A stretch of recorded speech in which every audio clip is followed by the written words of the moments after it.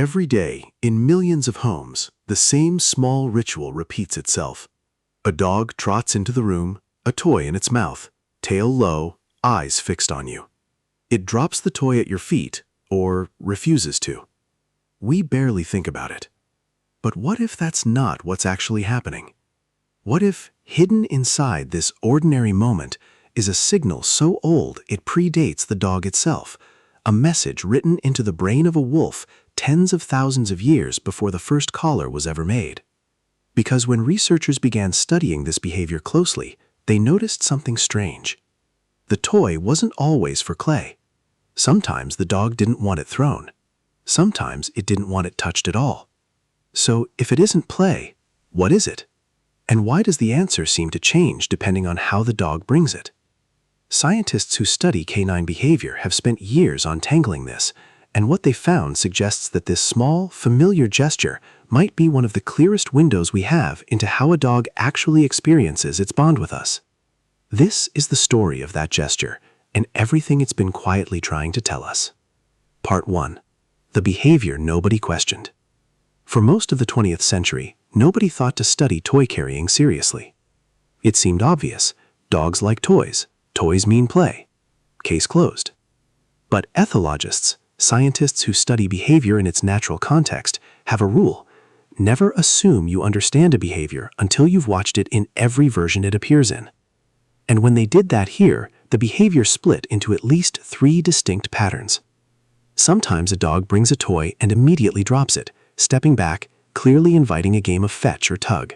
Sometimes a dog brings a toy but keeps it in its mouth, hovering near a person, almost vibrating with tension, not offering it at all. And sometimes a dog brings a toy to greet someone at the door, seemingly unprompted by any object or activity in the room. 3 versions, 3 different postures, 3 different tail positions. 1 behavior, or maybe not 1 behavior at all. Part 2. An echo from the den. To understand where this comes from, researchers had to look backward, past the domestic dog, past its earliest ancestors, into the social world of wolves.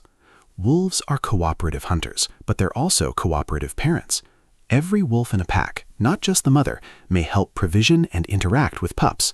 And one of the most consistent behaviors observed at the den is adults returning with something in their mouths, prey or fragments of it, specifically to deliver to pups or to a resting mate. It's not idle behavior, it's a delivery, a resource physically carried and offered as a form of social contact. Some researchers believe that dogs carrying toys to their owners may be tapping into this same ancient circuitry, not literally believing the toy is food, but reusing a deeply conserved motor pattern. Approach, carry, deliver, watch the reaction. If this hypothesis is correct, then what your dog is doing when it drops a toy at your feet isn't a request for entertainment. It may be an offering. But here's where it gets more complicated, because offerings aren't the only explanation. Part 3. The behavior that isn't about the toy at all.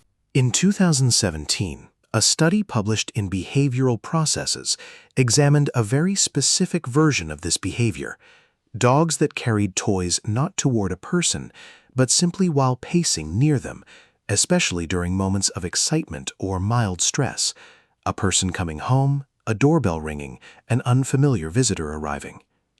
The dogs weren't inviting play. Many wouldn't release the object at all. So what were they doing? Researchers observed that this pattern often clustered around arousal regulation, a nervous system trying to manage a surge of excitement or uncertainty. Holding an object in the mouth, some behaviorists suggest, may have a self-soothing function, not unlike the way some other species use oral behavior to modulate stress. This is still a hypothesis, not a settled fact, but it reframes the entire question. Because if this is right, then the toy in your dog's mouth at the front door isn't a gift for you, it's a coping mechanism for them. And suddenly, a behavior we thought we understood splits into 2 almost opposite meanings, one social, one internal, one about you, one about them. It's how do we tell which one is happening? Part 4. What the tail was trying to tell us. It turns out the body gives it away, if you know where to look. Researchers studying tail asymmetry, yes, this is real, found that dogs show a subtle bias in which side their tail wags toward, depending on their emotional state. A 2007 study in Current Biology found that dogs wagged more to the right when approaching something positive, like their owner, and more to the left in the presence of something that provoked wariness, like an unfamiliar dominant dog.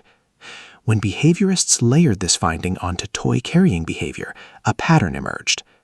Deliveries with loose, right-biased wagging, soft eyes, and a released object tended to align with the offering hypothesis, genuine social invitation, echoing that ancient den delivery instinct. But toy carrying with a stiff body, held breath, tucked tail, and no intention to release lined up far more often with the arousal regulation hypothesis. Same object, same mouth, two entirely different nervous systems underneath. And this is where it gets personal, because if you've ever had a dog bring you a toy the moment you got home from a hard day and felt certain somehow that your dog knew, you may not have been wrong. Part 5. The attachment question. This is where the story connects to one of the most important discoveries in modern canine science. The finding, replicated across multiple labs since the early 2000s, that dogs form attachment bonds to their primary caregivers that behaviorally resemble the attachment human infants form to parents, measured using an adapted version of the strange situation test, originally designed by psychologist Mary Ainsworth for human children. Dogs in these studies show proximity seeking, distress at separation, and critically, a return to play and a behavior that occurs specifically in the presence of a secure attachment figure, almost as if the dog is testing or reaffirming that the bond is intact and safe enough to re-enter a playful state. If that's true, then a dog bringing you a toy isn't just asking a question. It might be answering one, the question of whether you, right now, are a safe place to return to. Personally, I find that remarkable. An animal that has lived beside us for over 15,000 years, and we are only now beginning to understand that one of its most ordinary gestures may be a small physical act of trust. Part 6. What we still don't know. But here is the honest, uncomfortable truth of this entire investigation. Nobody has yet run a large-scale study that cleanly separates these explanations, offering self-soothing attachment testing across breeds, ages, and individual dogs. It's entirely possible that all three are true, layered on top of each other, shifting moment to moment depending on context. It's possible some dogs default to one pattern their entire lives, shaped by early development, while others switch fluidly.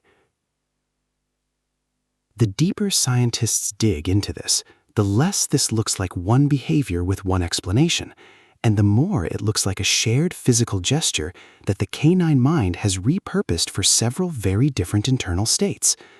Which means the next time your dog drops something at your feet, the honest answer to "what do they want?" might not be a single sentence. It might be, "It depends on what's happening inside them right now, and we're still learning how to read it." Because if a gesture this small, this universal, this apparently simple can hold this much unresolved complexity, what else have we been walking past every day, assuming we already understood? That question is where we're headed next.